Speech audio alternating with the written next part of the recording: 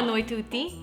My name is Miriam Cacciacarro, and I will be cooking with you through the Roseto Valfortore Cultural Center Cookbook. Today we will be cooking Christina's favorite meatballs from the kitchen of Carmelina Orr.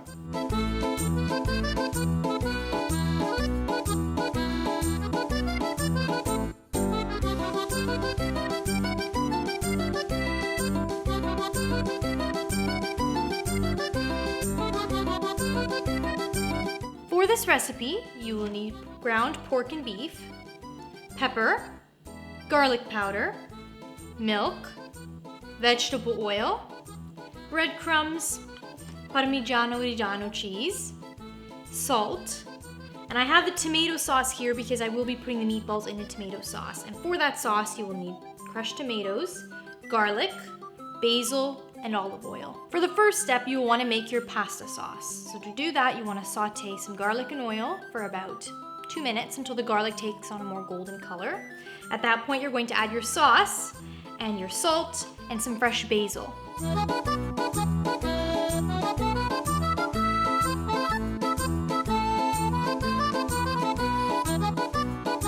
While your sauce is boiling on the stove, you're going to take all your ingredients other than your vegetable oil and add them together. And if it's a bit too moist, you can add more Parmigiano cheese or breadcrumbs. For those of you who love to cook in bulk, this is the perfect recipe. To combine all the ingredients, cook the meatballs on the stove top, and then once that's done, you layer them in a glass dish with parchment paper between the layers, and you can take them out and add them to sauce whenever you are making a sauce, or if you have some last minute guests and you want to add some meatballs to your sauce, you can do that.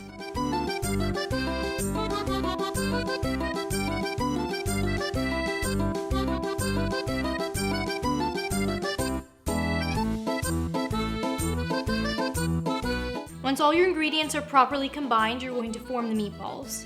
And at this point, you can take out a cookie sheet with some parchment paper and lie all your meatballs on there as you're forming them. I would make them not too big because they're not going to cook thoroughly.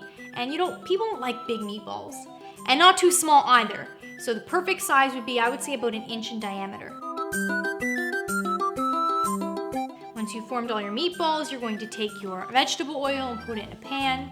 You're going to heat it to about medium to high heat, and you're going to add your meatballs gradually until they're all browned on all sides, and as soon as they're cooked, you're going to transfer them directly to your sauce.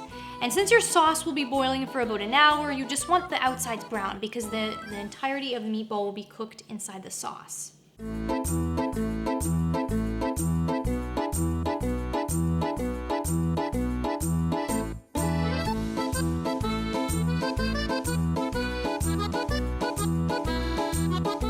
Now is time for the taste test.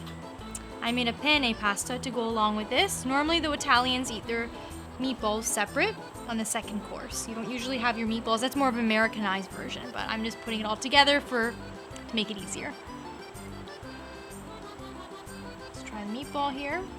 The sauce is amazing. Let's try the meatball now.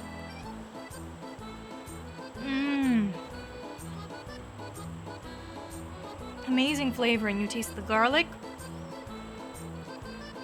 It's always told whenever you make any type of meatballs or different meat dishes, mix pork and beef. Perfect combination with the Parmigiano. You can taste the Parmigiano and it's salted perfectly. Wow, amazing recipe. For those of you who want to try this recipe, it's in the description box below.